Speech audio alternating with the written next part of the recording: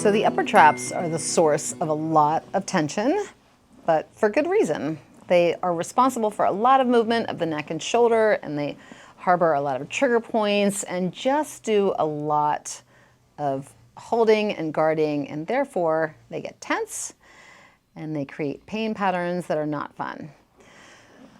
So I'm starting into the upper traps, specifically an upper trap. I'm on her left upper trap. Both sides would be upper traps. But into this upper trap, I'm starting by really warming things up and pulling away from the underlying structures. And a good way to do that is to start to feel with my hands that are underneath her back, start to feel that border of the scapula under here. And it's pretty easy to grab the entirety of the lower upper trap muscle right in my fingers here. I've got a pincer grip between the flat side of my finger and my thumb. And with both hands, I can come in and get a really good grip of it. And so once you've got a really good grip of it, you want to start to move it around a little bit and see how pliable and how mobile it is. And this gives you a really good sense of where any limitations might be and any kind of a referral pain pattern if things are starting to refer. If you do start to feel something refer, you can ask your client about where it's referring to and then hang out there and give that a minute. But that's trigger point therapy. That's a different video. I'm going to stay focused into the upper traps and how to get these fibers to open up. So coming in here, the cool thing about the traps in general is that, like I said in the beginning, they cross the neck, they influence the neck and the shoulder. So we've got lots of movement happening in lots of different directions. So there's lots of different ways to think about how to work into these muscles. The first thing I want to do is create a little space as much as I can between the neck and the shoulder here. The clavicle and the spine of the scapula right there serve as attachment points. So I'm going to start by just kind of like shaking this whole group of muscles out and pushing the shoulder kind of out and down away from the neck. And this can sometimes be enough, but this is going to help to create some length in those contractile fibers. And these are fibers that are contracting a lot, so they love this length. And this is a great starting point. If we want to get a little more detailed with our work, we can start to play around with both what the neck and the shoulder do, what the head and neck and the shoulder do. I'm going to start with the head and the neck. I'm going to come in by using my right hand here to hold the head and the neck, and I can influence the movement of the head and the neck, therefore influencing what these muscles are doing passively. And I'm going to come in with that same pincher grip with my left hand. I'm going to start with a nice neutral position of the cervical spine of the neck. And as I sink down into the upper traps, I'm going to pull the head and the neck away from this work. And this is a great pin and stretch. You can really start to get a lot of information from this work here.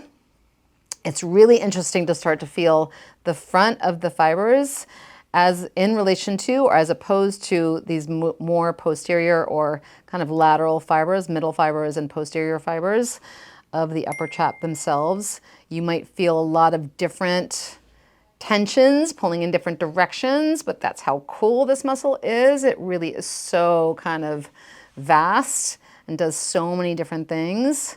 So I want to just play around with what the head and neck does in relation to what I'm feeling underneath my hands. Again, this is passive movement. So as I sink down and create a compression and then move the head and neck around, I'm really helping those muscles create length as they are not contracting. If I had my client move her head and neck, so go ahead and roll your head to the right for me. That's a more of an active pin and stretch, or roll your head all the way to the left. Try to look at my hand, really hard to do. That's gonna create a whole different sensation. Good, and you can go ahead and relax. That's just a whole different way of working, but I'm gonna stay passive for this video. Really help this tension and all these guarding patterns to open up and let go. So not just with lateral flexion and rotation, you can start to play around with flexion of the head and neck. Upper traps come all the way up into the base of the skull and a little bit of extension here. And move with these muscles, really helping them to open up. and just slide against each other. They're just kind of in contraction all the time. They're really responsible for so much of what we do throughout our day, and the head and the neck in general is just kind of never at ease. So giving the head and neck all of this motion as you're sinking into those tissues can be really helpful. But the other thing that can be really helpful is the attachment and the responsibility that the traps have to the shoulder. So for this technique, I'm going to situate myself on the opposite side of the table and pull my client's arm across her body, rest it on her belly, and then I'm going to use my hands, obviously, and pull her shoulder towards me. I want to encourage my client to really let go. So let gravity just pull your whole shoulder down, let everything relax. And at this point, I've got a new position and a new perspective on the upper trap muscle right here. So similar to before, I'm really using that pincher grip and I'm pulling the tissues up away from the underlying structures. So specifically the supraspinatus and the upper region of the scapula. But now I'm able to play around with the trap's relationship to the shoulder as opposed to the neck. Not that they're ever separate, it's all connected, but this movement is going to give me a lot of ability to influence what the shoulder does in relationship to the neck. And because I'm pulling my client's shoulder up off the table, it starts to influence also all of these back muscles too, upper back muscles, the rhomboids and the middle traps. And that can feel really effective when you're wanting to get the tension in the upper trap to let go and start to absorb some of this work, take in some of this work. So again, I'm just going to take my right hand here, support the shoulder underneath the scapula, sink into the upper trap, and I can play around with shortening that muscle by pulling the shoulder up towards the ear, lengthening that muscle as I pull the shoulder down and away, and then creating a little bit of a twist by pulling the shoulder closer to me and allowing my fingers to drag over those fibers of those muscles. This can feel so relieving. If you start to feel anything, if your client starts to feel anything going up into their head or down into their shoulder, again, you've gotten into a trigger point. I can link my trigger point video in the description below.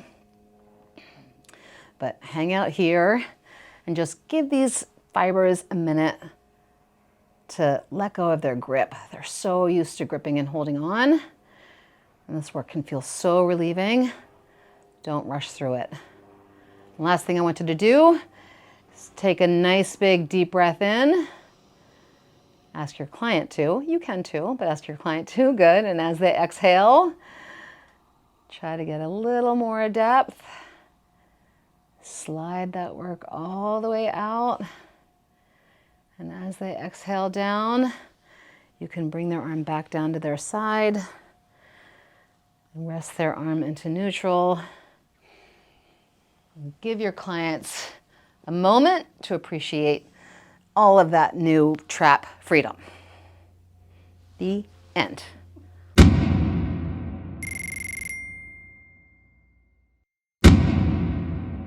2 shots of vodka,